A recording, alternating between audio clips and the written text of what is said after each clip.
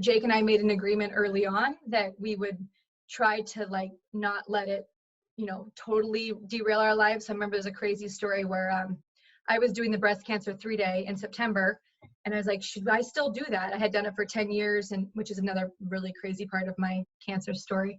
But I had done the breast cancer 3-day for so long, and I was like, okay, should I still do it? He was diagnosed in August. It was in September.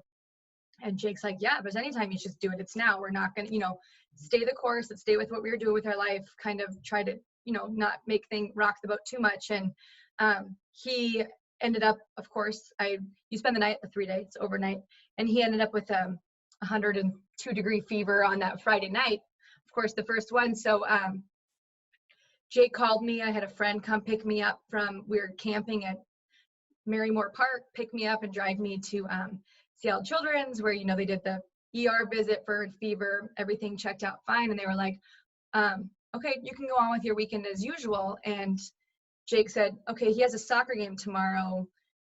And she goes, if he feels up to it, play in the soccer game. And he played in the soccer game the next morning, had chemo a couple days earlier. And one of my favorite pictures is him playing soccer with the tube in his nose, a bald head.